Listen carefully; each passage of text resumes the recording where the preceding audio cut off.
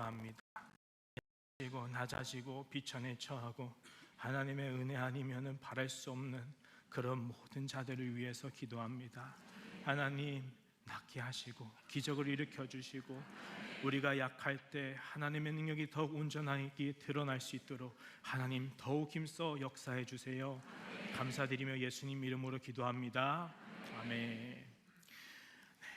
여러분, 오늘 아빠와 함께 걷는 길이라는 제목으로 제가 간증을 나누려고 하는데요. 사실 이 길을 걷게 되기까지는 많은 우여곡절이 있었지만요, 제가 먼저 어떻게 이 길을 걷게 됐는지부터 짧게나마 먼저 소개해 드리려고 해요. 제가 목사님인데 원래 제가요 목사님이 되려고 신학교를 간 사람은 아니었습니다. 제가 왜 신학교를 갔냐면요, 비전이 있어서 그랬어요. 목사님이 되고 싶다라는 꿈 때문에 학교를 간 게 아니라 어떤 비전이었냐면, 제가 할머니 손에서 컸는데 할머니가 제가 볼 때 참 예수쟁이였어요. 거린이 와도 저희 개척교회 사모님이신데 어른을 부르니까 할머니를 모시고 나왔는데 아직도 선명해요. 옛날 돈 5,000원, 만원 귀하잖아요. 그 사모님이 무슨 돈이 있어요. 사례비도 거의 없는데, 근데 묻지 않고 바로 주시고 고구마랑 물 건네시면서 뭐라고 하시냐면, 우리 교회 같이 다녀요. 우리 같이 예수 믿고 천국 가요. 하나님 형제님 참 사랑하세요. 그걸 보고 자라니까요. 또 할머니가 일평생 그렇게 사시는 걸 제가 그 아래에서 보고 자라니까요. 그래, 우리 할머니가 예수를 믿는데 내가 못 믿을 이유가 없겠다. 내가 저런 사람으로 살면 참 좋겠다. 비전이 생겨요. 그리고 그 비전을 따라서 그렇게 제가 믿음을 유산으로 물려받게 됩니다. 그러다 그날이 왔어요. 뜨겁게 신앙생활을 하는데 청소년 수련회 가면 이제 제가 첫사랑을 겪은 거죠. 주여, 나 때문에 십자가 지셨군요. 내가 죄인입니다. 나 하나님 위해 살겠습니다. 그날따라 그렇게 주를 위해 살겠다고 했는데, 아니 그날 그 목사님도 은혜가 충만하셨는지 오늘 은혜 받은 사람, 주님께 헌신할 사람 다 나오세요 이러시는 거예요. 얘들이 나가요. 그래서 저도 나갔죠. 나가서 기다리고 있는데 목사님이 여러분 은혜 받으셨습니까? 하니까 다들 예 하니까 저도 아멘 했죠. 여러분 주님을 위해서 헌신하겠습니까? 제가 아니요 말하면 안 되잖아요. 다들 아멘 하니까 저도 아멘 했죠. 여러분 주의 종 되기로 헌신하는 거예요. 갑자기 제가 다 막 아멘 소리가 좀 줄어들긴 하는데 한두 명 있어요. 저도 또 호승심이 있으니까 아멘. 그렇게 하나님이랑 약속을 하게 됐어요. 그래서 제가 네이버 지식인에다가도 2006년인데 저 주의 종 되려고 하는데 신학교 가라는데 맞나요? 네, 신학교 가면 됩니다. 그렇게 제가 제 인생에 원래 이렇게 할머니의 믿음이 유산이 돼서 눈덩이가 되더니 그렇게 신학생이 됐고, 동시에 제가 나고 자란 우리 오산교회에서 전도사님이 되어서 사역을 시작해요. 교회 형편이 어려우니까 사례비는 당연히 없죠. 근데 뭐 어때요? 왜냐? 제가 나고 자란 교회잖아요. 우리 교회니까 그냥 마냥 좋아요. 그렇게 20대 청춘을 기쁘게 사역했던 것 같아요. 너무 행복했고 이 비천한 저에게는 참으로 영광스러운, 감히 제가 질 수 없는 그런 하나님의 귀한 집이었어요. 근데 그렇게 섬기면서 제가 결혼도 하고 이제 30살이 됐죠. 때가 왔어요. 30살이 되니까 목사 안수를 받으라고 부르시는 거예요. 제가 목사님 되려고 신학교에 간 건 아니지만 어떻게 하다 보니까 계속 이 길을 걸으니까 염두에 두잖아요. 근데 그때마다 이 강을 건너지 않을 수 있도록 몇 번 기회를 주셨는데 저희 어머니가 요셉아, 꼭 목사님이 되어야겠니? 예, 돼야죠. 그러다가 이제 때가 차서 정말 목사님이 되라고 부르니까 내적 갈등이 오는 거예요. 왜냐? 신학대학원을 가면 교장 선생님 하시다가 오시는 분도 있어요. 법조계로 가실 수 있는 그런 귀한 분이 주님의 십자가 지겠다고 이 낮은 곳에 오셔서 섬기시는 분도 있어요. 그런 분들을 보니까 야, 저분들이 진짜 목사님이지. 근데 저는 아닌 것 같아요. 이게 맞나? 내가 저분들과 같은 그런 부르심의 확신이 정말 뜨겁게 강력하게 정말 있는가? 눈에 보이는가? 그냥 청소년 때 약속 한번 잡아서 그렇게 신학생 되고 때가 돼서 목사님 되라니까 목사님 안수 받는 거 아닌가? 그러니까 제가 너무 고민해서 하나님께 기도를 날마다 했어요. 하나님, 이제 목사님 안수 받는 날이 다가올수록 기도하죠. 하나님, 사인 좀 주십시오. 제가 이 마음으로는 도저히 이 십자가 못 지겠습니다. 근데 제가 목사 못하겠다고 할 용기도 없으니까 제발 기도원처럼 나한테도 뭔가 사인 좀 주십시오 하는데 있어요? 없어요? 없죠. 그렇게 고민을 했어요. 그렇게 고민을 하다가 어떻게 됐냐? 목사님이 됐어요. 목사님이 되고 나서도요, 변하지 않아요. 뭐냐? 기도가 똑같아요. 제가 저를 알잖아요. 원래 목사님은요, 제가 그렇게 존경하는 목사님들은 다 공통점이 있어요. 뭐냐면 기도하지 않아도 성도, 아니 사람을 보면 마음이 불붙는 듯해요.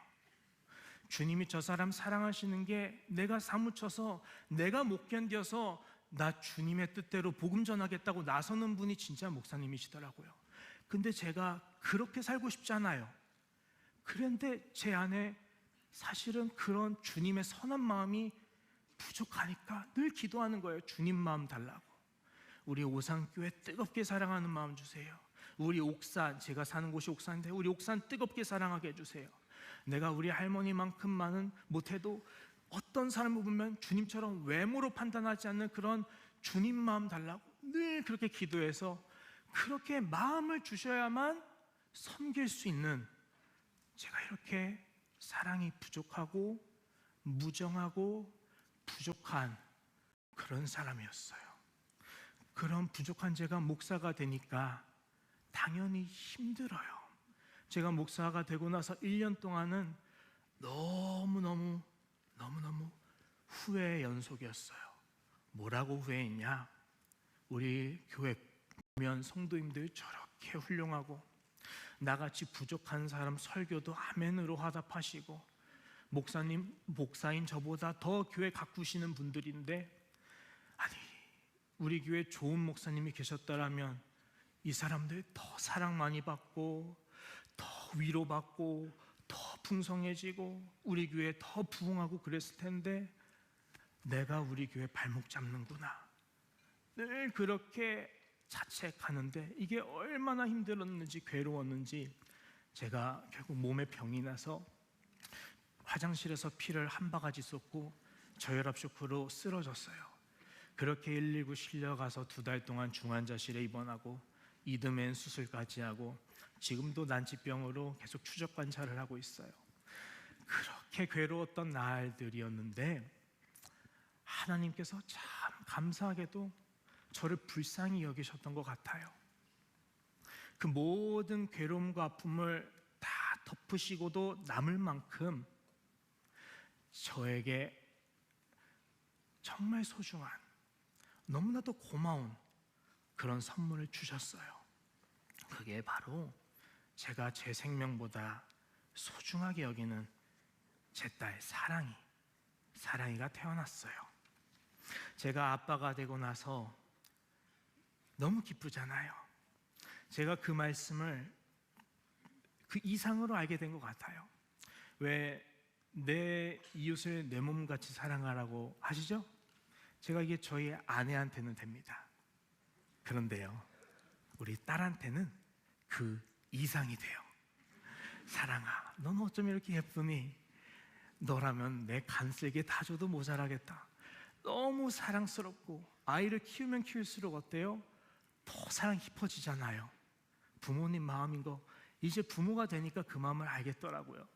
그런데 이게 하나님의 선물인 이유는 아이를 통해서 생명의 소중함과 귀함과 사랑이 뭔지를 점점 알아가니까 제가 변하더라고요.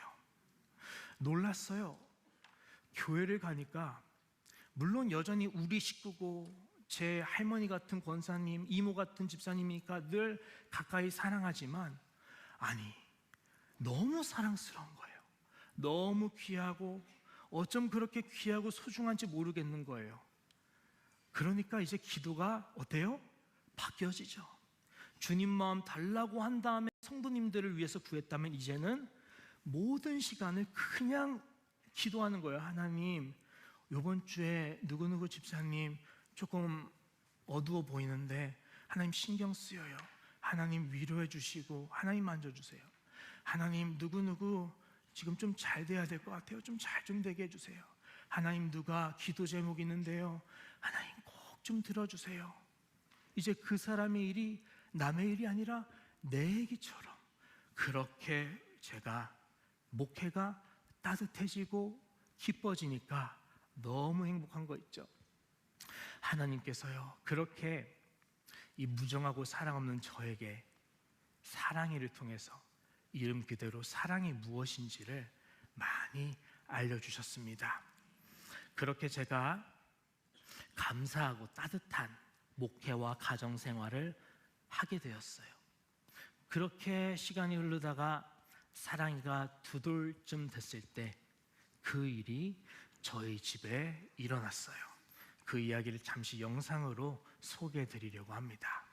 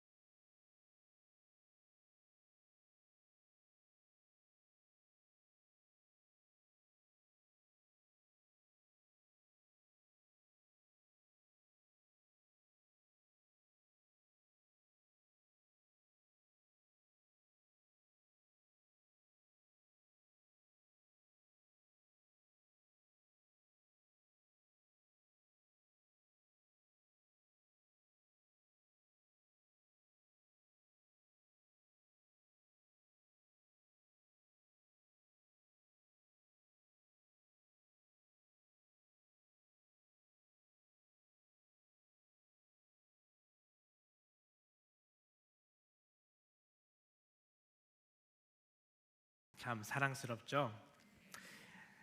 23년 5월 2돌 때 폐렴 증상으로 병원에 입원을 했어요. 원장님이 오시더니 작년이랑 간 수치가 똑같이 높대요. 얼마나 높냐? 정상 대비 10배래요.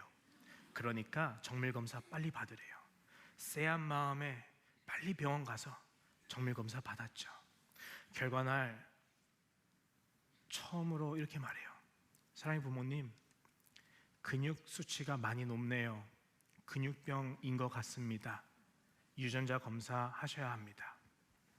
제가 그때 근육병이라는 단어를 처음 들었어요. 이런 병이 있는지를 사실 정말 몰랐어요. 저희 부부 둘 다 건강하고 평범하게 결혼해서 사랑하다가 남들처럼 아이를 낳았죠. 무려 5년 만에 낳은 딸이니까 더 기뻤어요. 그러니까 이 병이 있다고는 상상 못 하는데, 이 근육병이라는 단어를 듣자마자 제가 한 가지 직감이 되더라고요. 아, 그래서 그랬던 건가? 뭐냐면 저희 사랑이가 근력이 많이 약했거든요. 보통 아이들이 안 짚고 걸어야 될 때 못하고, 아이들이 막 뛰어다닐 때 여전히 우리는 엉성하게 걷고, 남들 따라서 뛰어가는데 뒤뚱뒤뚱 걷다가 제 발에 걸려 종종 자주 넘어지고, 그러다가 깨지고 피나고 계단을 못 올라가요. 내려가는 거는 무서워서 또 앉는데 스스로도 못했어요. 얘들은 폴짝 뛰면 여기까지 점프하는데 사랑인 따라한다고 뛰는데 발꿈치가 땅에서 안 올라와요. 제가 걱정돼서 어른들께 여쭤봐도 늦게 출발하는 아이야 나중에 다 따라오니까 걱정하지 않아도 돼. 어른들 말씀이니까 그런가 보다 했죠. 그러다 보니까 더 근육병이란 얘기를 들었을 때 이게 오는 거예요. 이해가 오는 거예요. 그래서 혹시나 하는 마음에 여쭤봤어요. 교수님, 그 근육 수치란 게 보통 뭔데 몇 배입니까? 정상 대비 한 150에서 200배 됩니다. 교수님, 근육병 아닐 수는 없나요? 교수님이 좀 안타까운 표정으로 근육병일 거예요 라고 얘기를 하시더라고요. 아내랑 딸은 이제 잠시 떨어져 있었어요. 전원해야 되잖아요, 서울대로. 그렇게 따로 있을 때 제가 찾아봤거든요. 너무 무서운 거예요. 이 근육병은 10살 전후로 보행 능력을 잃어서 휠체어를 타게 되고, 이제 20대가 들어서면 호흡기 근력도 많이 안 좋아져서 보조호흡기를 사용하게 되고, 20대 후반이 되면은 모든 근력이 많이 빠져서 거동을 못하고 눈동자만 움직이게 되고, 요즘 의학기술의 발달로 스테로이드제 덕분에 기대 수명은 옛날보단 좋아져서 30살인데, 스테로이드제로 보행 기간을 2년 정도 연장할 수 있겠지만 현재 치료제는 없다라는 거예요. 머리가 새하얘지죠. 제가 태어나서 이렇게 심각해진 적도 없고, 이 심각한 얘기를 아내한테 얘기할 수도 없으니까, 아내도 근육병 똑같이 찾아보니까 제가 말하는 거예요. 여보, 괜찮아, 다른 걸 수도 있어, 아직 걱정하지 마. 또 아내는 믿음의 사람이니까 그래, 괜찮아, 기도하고. 그렇게 담담하게 집에 낯설게 들어갔어요. 컴퓨터를 켜고 알아보는 거죠. 혹시 이 수치에 어떤 유사한 경우가 있나, 희망적인 경우는 없나.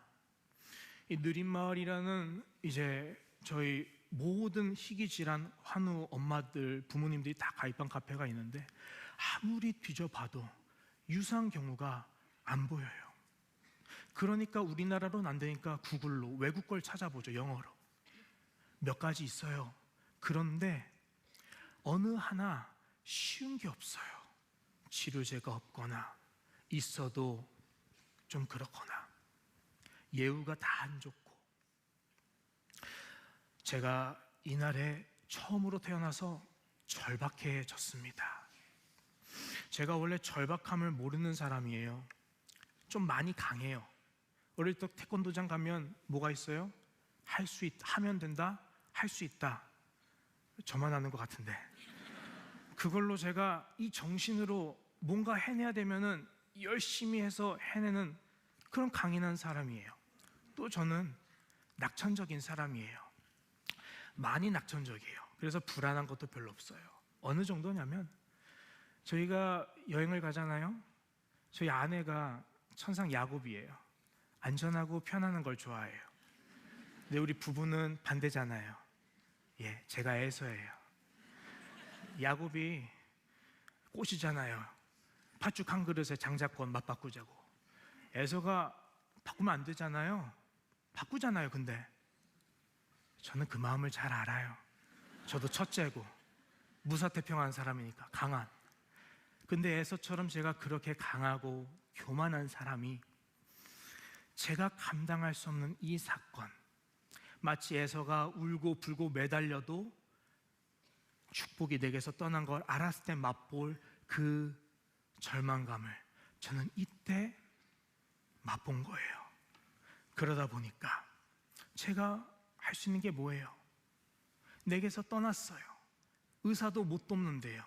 누구밖에 없어요? 그래서 전 기도했어요. 아직도 선명하게 기억이 나요. 제가 가장 이 일 통해서 처음으로 기도한 것은 회개 기도였습니다. 부모라서 그랬을 것 같아요. 다 제 잘못 같아요. 잘한 거요? 하나 생각이 안 나요. 온통 잘못한 것들만요, 그 짧은 순간인데도 필름처럼 머리를 촤르르 말 그대로 스쳐가는데, 그 잘못한 거 한 장면 한 장면 눈앞에 떠오를 때마다 심장이 내려앉는 것 같은 거예요. 왜? 이것 때문인가? 하나님이 이 죄 때문에 나를, 다윗이 떠오르는 거죠. 나단을 통해서 그의 죄를 드러내셨을 때 누가 아파요? 다윗 안 아프죠? 누가 아파요? 저 안 아프죠? 누구 데려가세요? 아들 데려가시죠? 저는요, 더 무서워요. 싹싹 비는 거예요.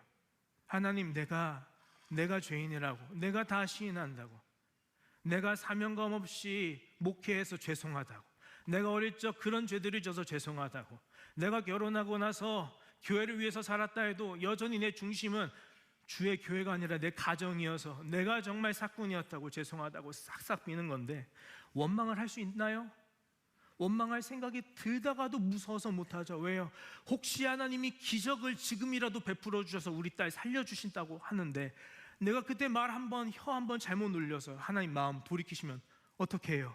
무서워서 원망조차 못하는 거예요. 그렇게 해요.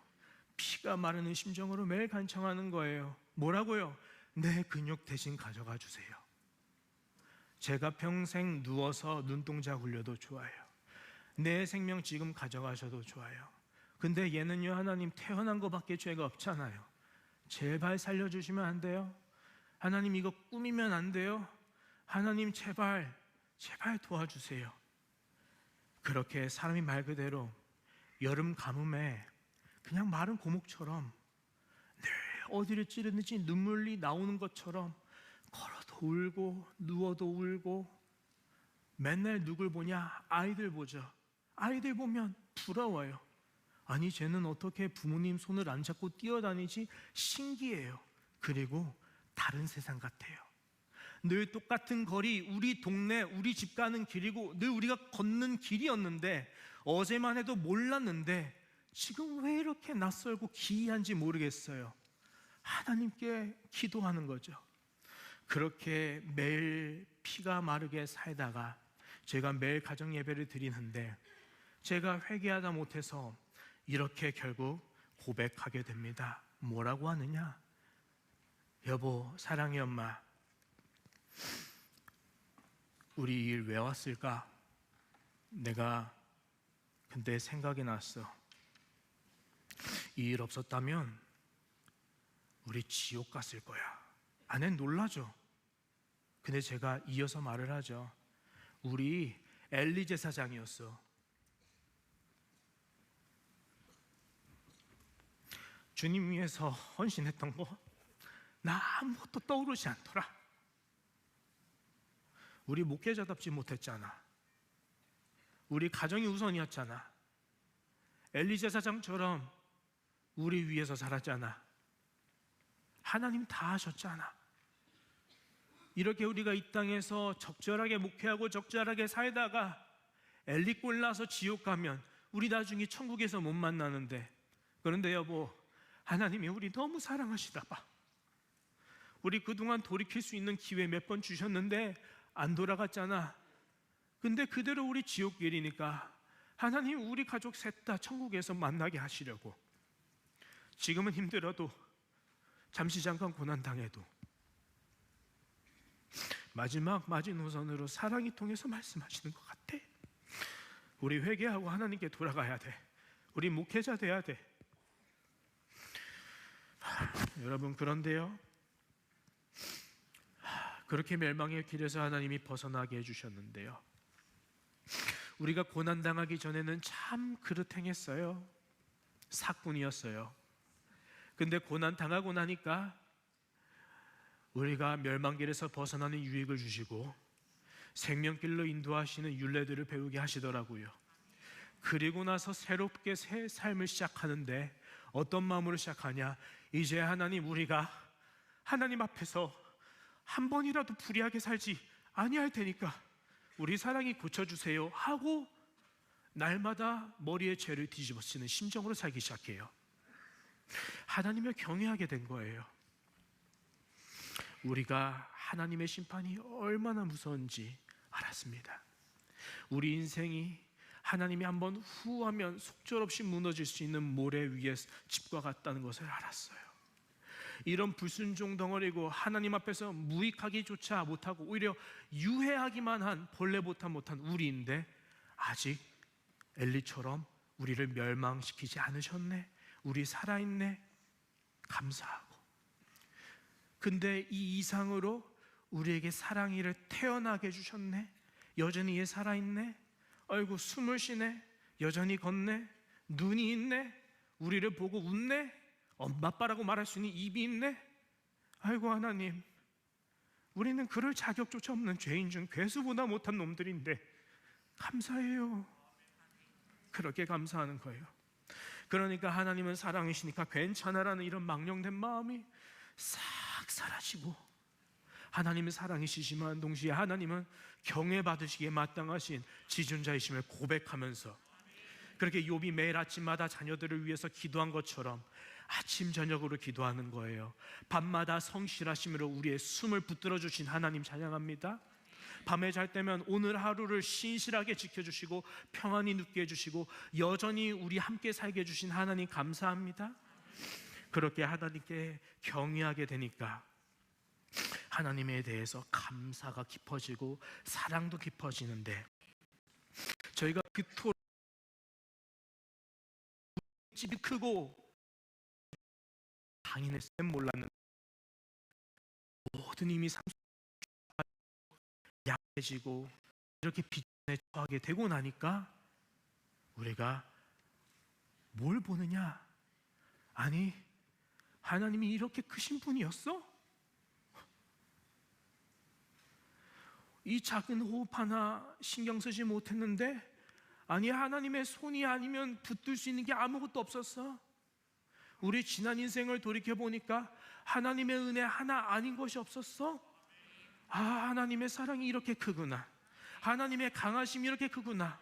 우리가 이렇게 비천에 처한 가운데서도 기도할 수 있도록 우리 마음을 열어주신 하나님, 하나님 정말 위대하고 크고 강하신 분이시구나. 하나님 말씀하시죠. 내 은혜가 너에게 족하다고, 이는 내 능력이 너의 약함 가운데 온전하여 짐이라고요. 바울은 말하죠. 한술 더 떠서 그러므로 우리 기뻐하자고, 나는 크게 기뻐한다고, 이는 내가 약한 그때의 강함이라고. 그렇게 하나님의 은혜로 새 삶을 시작하고 하나님과 동행하기 시작했어요. 하지만 여전히 저는 아빠죠. 그러니까 치료의 희망을 품고 집요하게 조사를 해요. 얼마나 집요한지요. 다시 말씀드리지만 저희 아내가 믿음의 사람이에요. 야곱 같은 사람. 하나님 보시기에 약삭 발라서 좋은 거 하나님이 주시는 사람. 저보다 믿음이 좋겠어요? 나쁘겠어요? 좋아요. 염려하지 않고 하나님이 해주실 거라고 믿는 사람이에요. 근데 이런 부부는 어때요? 반대잖아요. 저는 이번엔 도마예요. 주님의 몸을 보고도 꼭 손을 넣어서 만져봐야 직성이 풀리는 사람. 아직 근육병 확정 난 게 아니니까 근육병 아닐 수도 있지 않을까? 의사가 못한데 하나님이 고쳐주실 거야 라고 말은 그렇게 하지만 그래도 할 수만 있다면 이거 병 아니었으면 좋겠다. 하나님의 기적까지 안 가는 선에서 해결될 수 있으면 좋겠다. 현실적인 생각하는 사람. 그렇게 조사하다가 하나 찾았어요. 뭐냐? 피부근염이래요. 근육병이 아닌데 현상이 비슷한 거. 제가 호들갑 떨면서 말했죠. 여보, 피부근염일 수 있어. 이거 약으로 완치도 할 수 있는 거래. 우리 다음 주 서울대 갈 때 일주일치 입원할 캐리어만 싸서 가자. 됐어. 그럼 여기서 또 우리 아내는 믿음의 사람이니까 하나님 감사합니다. 근육병 아니게 해주셔서 감사합니다. 그렇게 서울대를 갔는데 분위기가 진료실에서 좀 다르게 흐르더라고요. 저는 당연히 교수님이 근육병 아니에요 라고 시작하면 좋겠다 하고 들어갔어요. 왜냐? 기도하고 들어갔거든요. 하나님 근육병 아니게 해주세요. 그런데 교수님이 말이 없어요. 말씀이 없이 그냥 모니터 보고 사랑이 보고 이것저것 시켜보다가 우리 사랑이 계단 한번 올라가 볼까? 내려와봐. 아, 체간힘이 약하네. 아, 피부근염 아니구나. 하나님 근데 기적을 일으켜서 제발 근육병만 아니게 해주세요. 교수님이 입이 떨어져요. 사랑이 부모님, 사랑이 근육병이에요. 유전자 검사 들어가고 4개월 봅시다. 제가 진료실 다시 들어가서 간청해서 겨우 부뚝을 물었어요. 교수님 혹시 피부근염 아닌가요? 사진 좀 보세요. 우리 딸이 요거 반점 있잖아요. 아니야 사랑이 아빠, 피부근염 아니야. 피부근염이 이렇지 않아. 근육병이야. 쐐기처럼 그 말이 박히는데 그 순간에 제가 그 진료실에서 어땠냐면 전 태어나서 처음으로 저의 하늘이 무너지더라고요. 이 하고 이명이 들리더니 교수님 제외한 주변이 어그러져요. 갑자기 구역질이 나더니 구토를 할 것 같아요. 그리고 기도가 꽉 막힌 양 숨이 턱하고 안 쉬어져요. 근데 옆에 아내랑 딸은 불안해하면 안 되잖아요. 그러니까 제가 아무렇지도 않은 것처럼 안간힘을 다해서 숨 쉬려고 했어요. 근데 교수님이 갑자기 티슈를 꺼내면서 사랑의 아빠 왜 울어? 괜찮아 울지 마. 근데 거기에 우리 아내가 놀라가지고 여보 왜 울어? 울지 마, 울지 말라고. 그럼 또 저는 거기에 놀라서 여보 나 운 거 아니야, 나 운 거 아니라고. 근데 제가 티슈를 한번 보니까 제가 울고 있는 거예요. 그때 알았어요. 전쟁 영화에서 전쟁터에서 군인들이 시체 보면 갑자기 빈속에 토하죠. 그게 알게 된 거예요. 사람이 절망을 맛볼 때, 자기가 감당할 수 없는 절망을 맛볼 때, 하늘이 말 그대로 무너질 때 자연스레 일어나는 현상이었구나. 제가 아내한테 그래도 안심시키려고 여보 나 운 게 아니고 숨을 고르고 있던 거야, 괜찮아. 그렇게 청주를 어떻게 내려왔는지 모르겠어요. 그날부터 하늘이 무너졌으니까 제가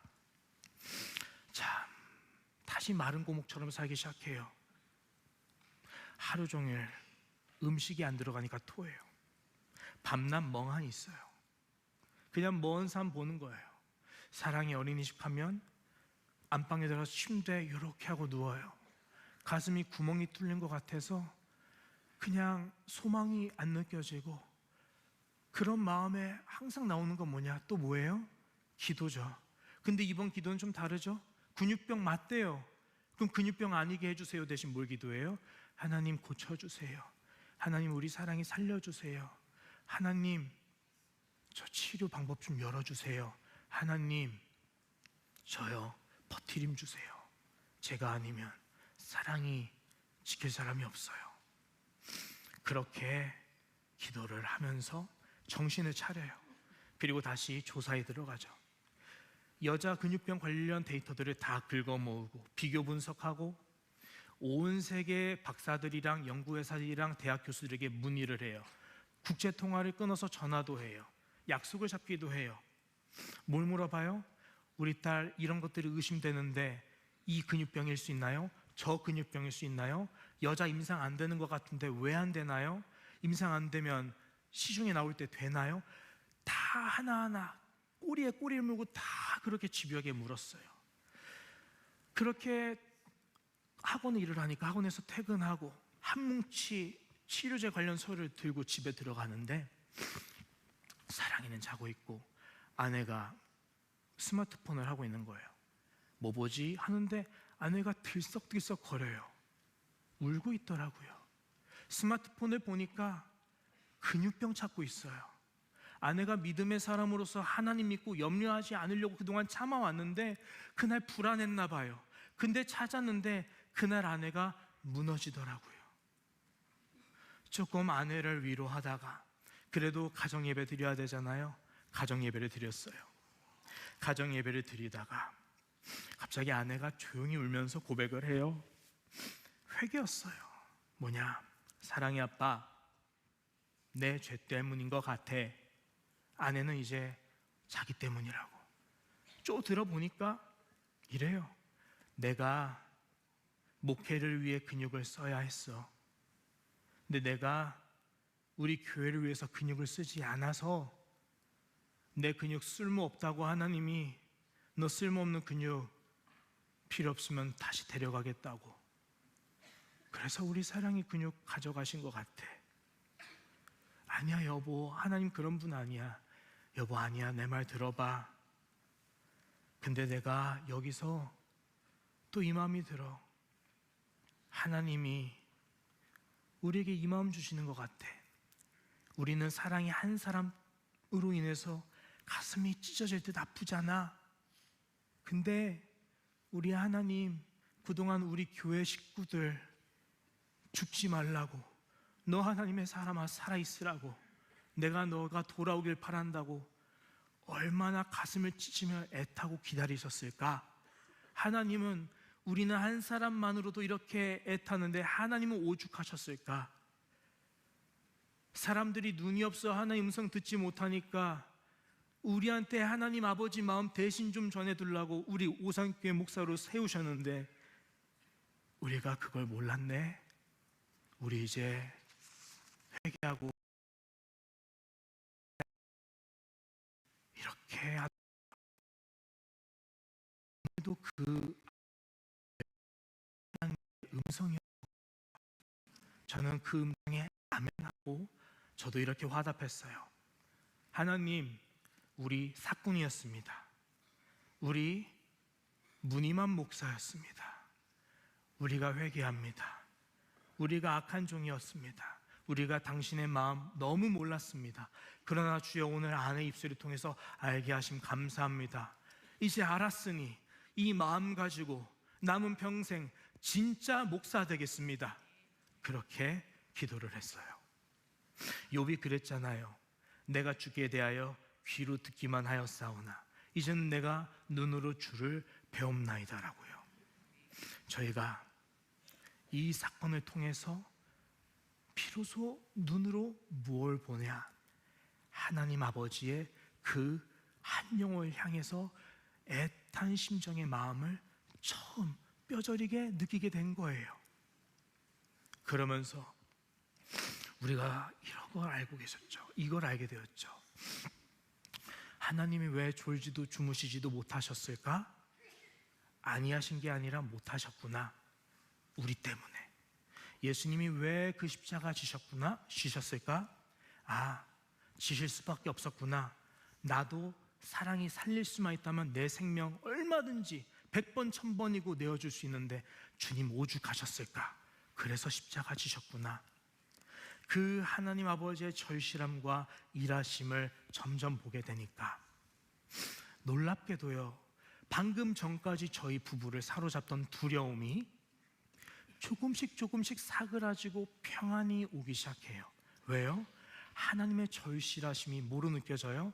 하나님이 우리를 위해 지금 일하고 계셔. 하나님이 우리 사랑이 위해 지금 일하고 계셔. 하나님은 그런 분이야. 우리 안심할 수 있어. 그러면서 그 두려움이 있었던 자리에 대신 무엇이 차오르느냐? 주님의 마음이 차올라요. 하나님, 우리 이 마음 전하지 아니하면 우리가 죄인입니다. 우리 이 마음 전하지 아니하고는 우리 마음이 불 붙는 듯하여 견딜 수가 없사오니 주여 우리를 보내주세요. 남은 평생 주를 위해 이 마음 전하며 살겠습니다. 저희 부부가 그렇게 뜨거운 마음으로 이날 처음으로 뭘 고백해요? 목회자 되기로 서원하는 거죠. 저는 이날이 제가 진짜 목사가 되겠다고 서원한 날이 되었어요. 저는 이날이 목사가 되었던 날이었던 거예요. 그렇게 저희는 만나는 모든 사람들과 함께 항상 하나님의 사랑, 하나님의 위로, 낮은 곳에 찾아오시는 하나님 그렇게 나누고 우리 환난 가운데 우리에게 주신 위로를 나눴어요. 그런데 우리에게 주신 위로가 그들로 하여금 위로를 더하게 하시는 하나님의 은혜가 가득하기 시작하고 그렇게 저희는 더욱더 하나님과 친밀하게 동행할 수 있는 그런 복을 누릴 수 있게 되었습니다. 모든 영광을 하나님께 올립니다. 어느덧 시간이 흘러서 유전자 검사 결과가 나왔어요. 듀센 근육병이래요. 제가 이게 가능할 리가 없다고 생각했어요. 우리나라 서울대 교수님도 듀센 근육병의 확률은 대개 따님은 거의 없을 겁니다. 이러셨고 미국이나 이런 교수님들도 대개 따님이 듀센일 리는 없겠지만 가능하긴 하지만 거의 불가능할 겁니다.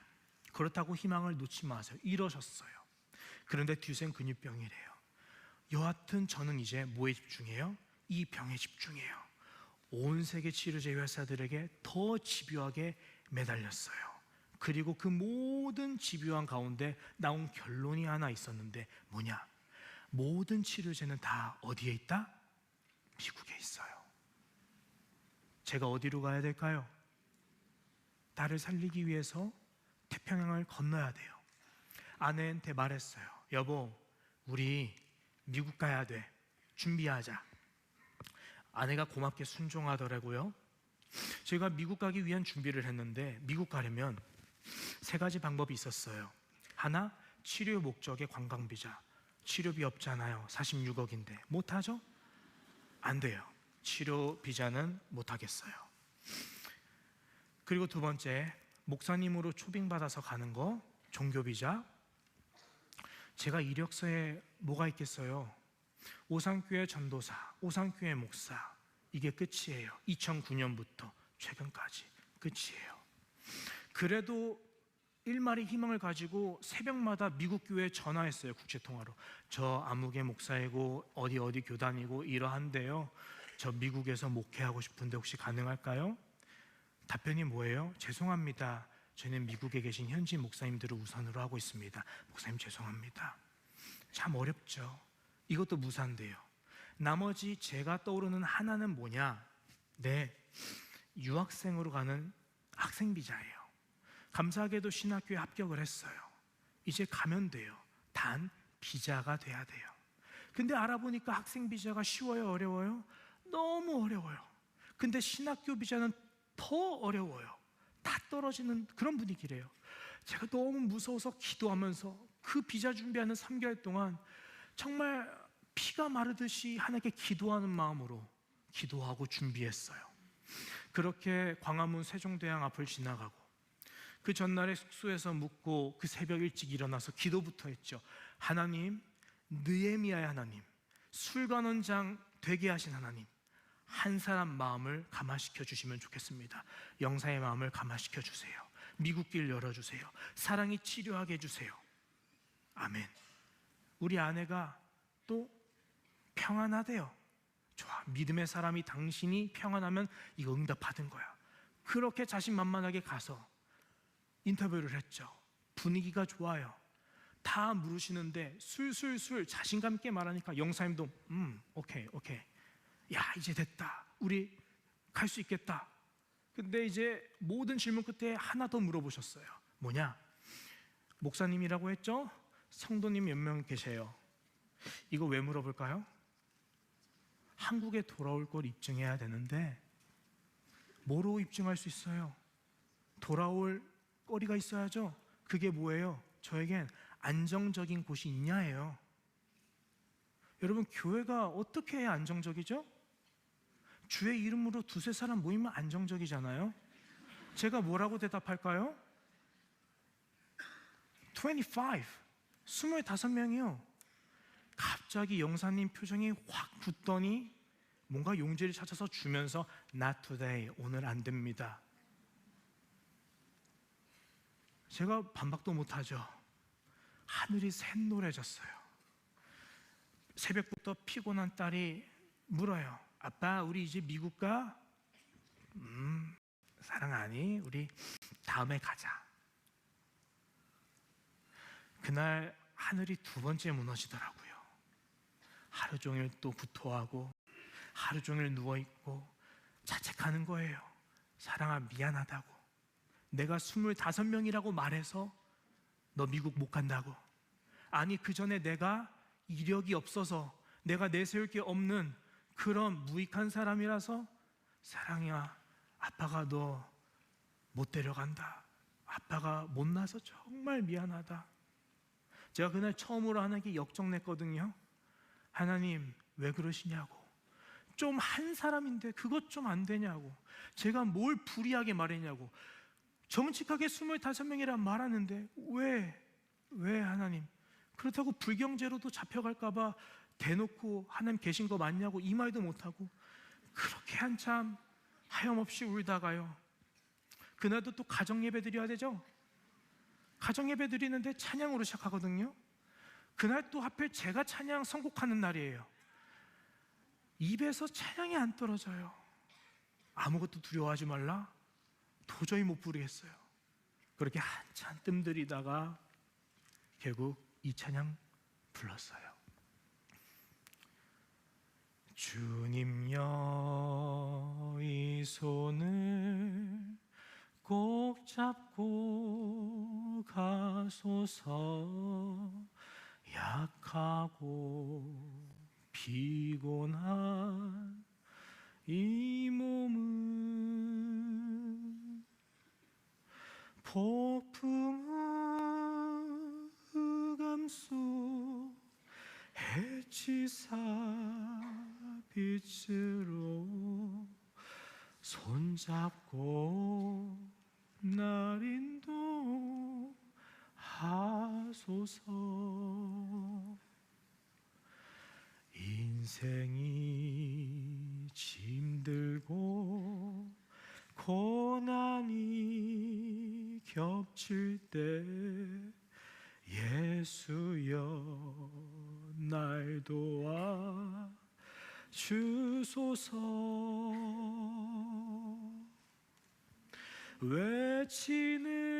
외치는 이 소리 귀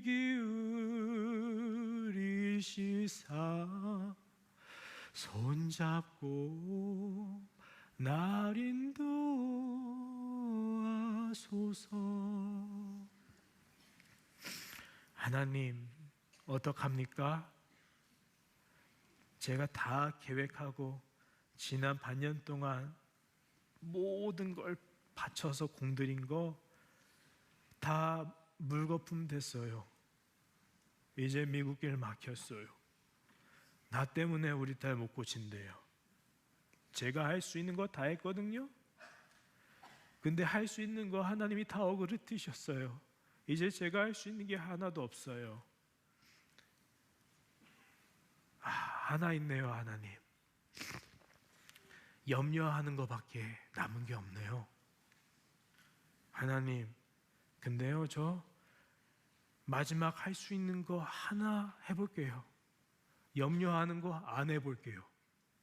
염려하지 않아 볼게요. 하나님 신뢰해 볼게요. 그러니까 우리 손 좀 잡아주세요. 저 놓칠 것 같아요. 도와주세요. 아무것도 염려하지 말고 다만 모든 일에 기도와 간구로 너희 구할 거 감사함으로 하나님께 아뢰라 하셨는데 이 고백 언제 해요? 빌립보서에서 하잖아요. 내게 능력 주시는 자 안에서 내가 모든 걸 할 수 있다고 그때 하잖아요. 그런데 그 다음에 뭐라 해요? 그러나 너가 이 괴로움에 동참하였으니 참 잘했다. 바울이 염려하지 말라라고 했던 고백은 언제 나와요? 괴로울 때요. 고린도후서에선 그 괴로움을 뭐라 표현해요? 내가 힘에 겹도록 고난을 당하여 살 소망까지 끊어지고 내가 사형 선고를 받은 줄로 알았다 한 줄로 여겼던 그때 말 그대로 염려할 것밖에 남은 것이 손발이 차고에 묶여 감옥에 갇힌 채 내가 할 수 있는 선택지가 모두 끊어진 채 이제 남은 거 하나 하나님의 도우심 밖에는 바라볼 수 없는 그때에 말해요. 그러므로 내가 다시 말하노니 기뻐하라. 아무것도 염려하지 말고 감사함으로 구하고 다시 말하지만 기뻐하라. 여러분 세상 사람들은요 이 염려할 것밖에 없는 상황에서요 의지할 데가 없잖아요. 하지만 우리 하나님의 자녀들은요 염려할 것뿐인 이 상황에서 하나님밖에 의지할 데가 없죠. 우리 의지할 데 있어요. 하나님이요. 그래서 우리들은 하나님을 의지해야 되는 그 기로에 결국 서게 되더라고요. 하나님이 그 기로로 우리를 부르시더라고요. 그 사람이 누가 있었죠? 아브라함. 아브라함아, 너의 고향 아비 친척 다 버리고 내가 너에게 보여줄 땅으로 가라. 그게 저에게 이 기로예요. 요셉아, 너의 모든 길이 끊어진 이곳에서 너 나 믿니? 내가 너의 하나님 믿니? 내가 너의 가는 길을 알고 있고 이 연단 후에 반드시 너를 순금같이 되어 나오게 할 거. 요셉아, 내가 너의 하나님이고 내가 너를 참 아낀다는 거 너 믿니? 한참 뜸들이다가 항복하면서 말했어요. 예, 하나님 믿어요. 그러니까 아빠, 우리 사랑이 좀 고쳐주세요. 하지만요, 그리하지 아니하실지라도 저 하나님 믿을게요. 제 원대로 마시고요, 아빠 원대로 하세요. 그래도 마지못해 하실만 하거든. 좀 고쳐주세요. 여러분, 제가 이 기도 이전에 못하죠? 왜요? 정말 이 기도 들어주실까봐, 제 원대로 안 해주실까봐. 그런데 하나님이 나를 지키시고 나는 길을 잃었고 모든 길이 끊어졌고 살 소망까지 끊어졌다 여겼던 그 막다른 길에 다다랐을 때, 나도 나의 길을 모르는 그때, 그러나 나의 길을 오직 그가 아시나니 그가 나를 단련하신 후에 내가 반드시 승군같이 되어 나올 것입니다. 언제 이 고백하죠? 욥이 인생에서 모든 거, 생명 단 하나 빼고 모든 거 잃었을 때 하나님이 이 마음 가운데 다시 저에게 새 힘을 주세요. 그렇게 새 힘을 얻고 다시 비자 준비를 합니다. 그런데 어느 날 영국에서 한 교수님에게 메일이 왔어요. 사랑이 자료 보니까 전형적인 남자아이처럼 유전자 치료 필요합니다. 미국에 가려고 한다고 들었습니다. 하지만 보험비 적용은 어려울 것 같습니다. 이거 남자만 걸리는 거고 백내는 여자라서 그럽니다. 행운을 빕니다. 야, 이 기도하자마자 엎친데 덮친격. 아니, 미국 가면 되는 줄 알았는데 제가 어떻게든 가서 다 하려고 했거든요. 치료비가 문제가 생겼어요. 제가 하나님께 또 호기롭게 기도했죠. 아빠, 저 그래도 믿어요. 하지만 제가 누구라고요? 도마라고요. 그래서 속으로 또 전전긍긍하면서 치료비 어떻게 모으지? 이거 또 긍긍하는 거예요. 그렇게 아무리 해도 불가능해요. 이 마이너스의 손으로는 이룰 수 있는 게 없어요. 그러다가 어느 날 그 기사를 봤어요. 한번 넘겨주시면, 칠레 엄마가 저희 사랑이랑 똑같은 근육병을 가진 아들 유전자 치료제 받게 한다고 자기 아들 이렇게 한 조끼 가지고 칠레 전역을 걸었는데, 아니 50억이 넘는 금액이 모여서 미국 갈 예정이래요. 이야, 제가 저걸 본 순간 뭐예요? 이거다. 나도 이걸 해야겠다. 왜요? 제가 할 수 있는 게 아무것도 없었고 어차피 시커먼 세상인데 빛 한 줄기 조금 보인다 해서 못 갈 이유가 있나요? 가야죠. 모든 걸 던져서라도. 그게 아빠니까, 그게 부모니까. 그렇게 2주 동안 빠르게 준비를 하게 되는데요, 가장 큰 어려움에 봉착하죠. 뭐예요? 우리 가족들이 말려요. 제 건강이 안 좋으니까. 무릎 수술 4번 하고 다리 망가니까. 근데 제가 뭐라 해요? 나 그동안 기도해 온 거라고. 나 지금 안 가면 나 후회할 거라고. 난 아빠라서 내 이 2다리 망가진 한이 있어도 꼭 가야만 하겠다고. 그렇게 출발을 해요. 그런데 국토대장정을 그렇게 출발을 하는데요, 야, 제가 참 홀로 걷잖아요. 날마다 하나님께서 때를 따라 도우시는 은혜들을 많이 입혀주셨어요. 엘리야의 은혜들을 많이 입혀주셨어요. 차가 설 수 없는 곳에서 차가 서더니 딱 물병이 떨어질 때, 목이 가랄 때 이거 주고, 어느 날은 사과 일하시는 어르신이 청년 나 좀 도와줘. 어르신 저 이것 때문에 못 도와드린데 죄송해요. 그럼 좀 와봐. 애기 아빠네? 아이고 딸이 아프네? 이거 갓 딴 사과요. 먹어봐. 그렇게 배고프니까 그런 걸로 채워주시고, 하나님께서 정말 제가 알려지기 전부터 완주하는 그날까지 하루도 빠짐없이 뭘 보내주시냐? 엘리야의 까마귀들과 천사들을 보내주시는데 그 은혜로 감사하게 완주를 했죠. 그런데 물론 제가 시간이 없어서 마무리를 하려고 하는데, 그 가운데서 제가 무엇보다 참 두려운 게 하나 있었어요. 뭐가 두려웠냐면,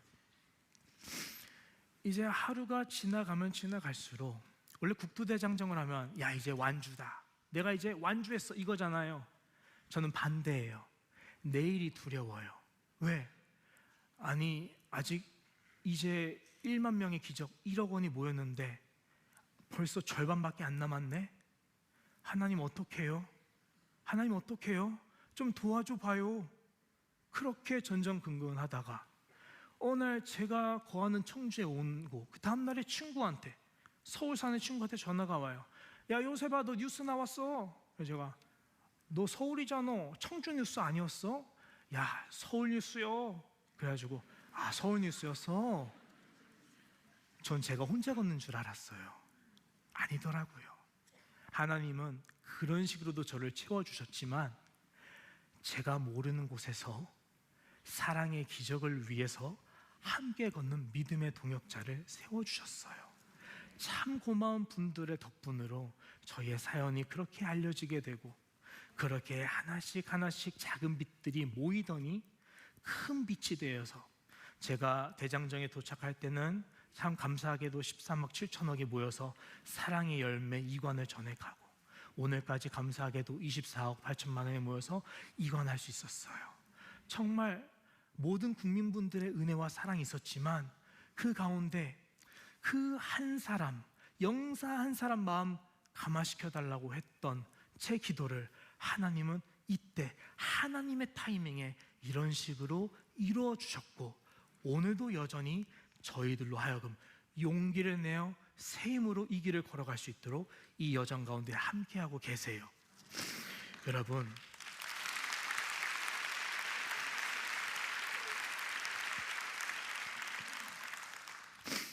여전히 사실 염려가 돼요. 저희가 미국 들어가는 게 또 요원해졌어요. 이번에 비자 좀 안 좋았거든요. 전국이 안 좋아서 또 거절을 받았어요. 하지만 참 하나님이 감사한 게 이 영적인 체력을 많이 키워주셨어요. 그날 감사 예배했어요. 그 대사관 바로 앞에서 하나님 지금 아닌 거죠? 막아주셔서 감사해요. 하나님의 길로 인도해 주실 것을 믿고 감사합니다. 물론 염려가 되죠. 하지만 동시에 이제 뭐도 있어요? 기대가 돼요. 뭐가 기대요? 아, 하나님이 어떻게 일하실까? 하나님의 일하심이 기대가 돼요. 하나님이 어디로 부르실까? 하나님의 부르심이 기대가 돼요. 우리를 어디로 부르셔서 누굴 만나게 하시고, 부르신 곳에서 어떤 예배자로 살게 하시고, 부르신 곳에서 어떤 일을 만나 그들에게 위로를 전하게 하실까? 우리 가운데 위로의 위로를 풍성하게 역사하게 하실까? 그런 기대감을 주시더라고요. 오늘 본문, 그러나 내가 앞으로 가도 그가 안에 계시고 뒤로 가도 보이지 아니하며 왼쪽에서 일하시나 나는 주님을 만날 수 없고 오른쪽으로 돌이키시면 내가 배울 수 없구나. 사방이 막혔지만 그러나 나는 나의 가는 길을 주님이 아시는 걸 믿습니다. 하나님이 나를 단련하신 후에는 내가 순금같이 되어 나올 것입니다. 또한 나는 하나님이 우리 사랑이의 아버지심을 믿습니다. 하나님이 사랑이의 길을 아시고 사랑이를 하나님이 친히 연단하신 후에 사랑이를 하나님이 순금과 같이 되어 나오게 하실 것을 믿습니다. 또한 우리 가운데 모든 사람들의 하나님이심도 믿습니다. 우리 모두를 하나님께서 친히 연단하신 후에 우리의 가는 길 끝에서 반드시 하나님이 가장 좋은 때 순금같이 되어 나오게 하실 것을 믿습니다. 사랑하는 여러분, 마칩니다. 하나님이 지금 우리를 위해서 일하고 계셔요. 우리를 이렇게 하나님의 사람으로 하나씩 하나씩 빚고 계세요. 우리 가는 길을 아시는 하나님은 어떻게 그리하시냐? 우리의 아빠 하나님이시기 때문입니다. 우리가 사망의 음침한 골짜기로 다닐지라도 해를 두려워하지 아니할 것은 나의 아빠 하나님의 지팡이와 막대기가 나를 안위하시나이다. 여러분, 우리 모두가 아빠와 함께 이 믿음의 길을 끝까지 걸어갈 수 있기를, 여러분이 반드시 하나님의 영광의 찬송으로 하나님이 친히 들어 일으키시기를, 그리고 우리 가운데 모든 이에게 위로와 은혜가 차고 넘쳐 흐르게 하시기를 주님의 이름으로 진심으로 축복합니다. 이 시간 기도를 좀 요청하려고 합니다.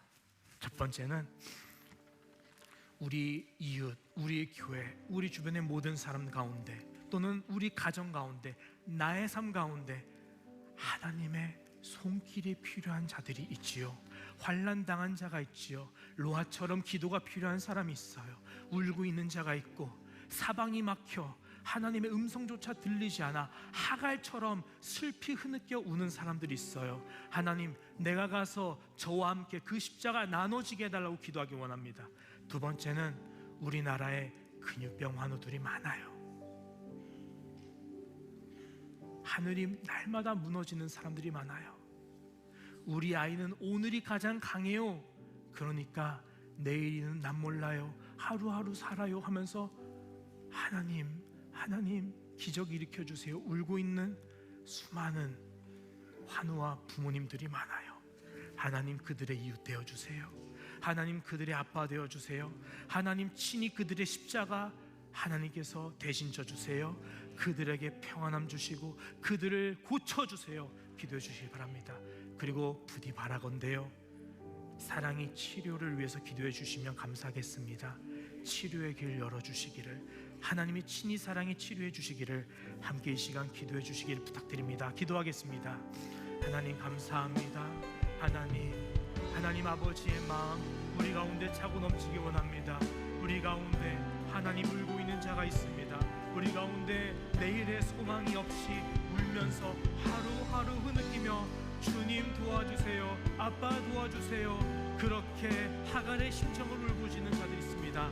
하나님 한 사람도 놓지 말아주세요. 하나님 모든 사람 만나주세요. 하나님 우리 가운데 사랑하는 가족을 잃은 자도 있습니다.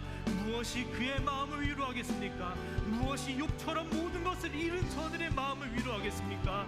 하나님의 십자가 은혜 외에는 아버지 그 누구도 그들을 일으켜 세울 수가 없습니다. 하나님 그들을 일으켜 세워 주옵소서. 하나님 우리를 일으켜 세워 주옵소서. 하나님 아버지 우리의 아버지가 되어 주옵소서. 우리를 이 기로 가운데 하나님 신뢰하고 하나님께서 우리를 반드시 승군과 같이 나오게 하실 것을 믿고 주여 믿습니다. 하나님 믿습니다. 그렇게 하나님과 함께 아빠와 하나님과 함께 우리의 십자가를 지고 주님 나를 부르시는 소명의 길로 걸어갈 수 있도록 하나님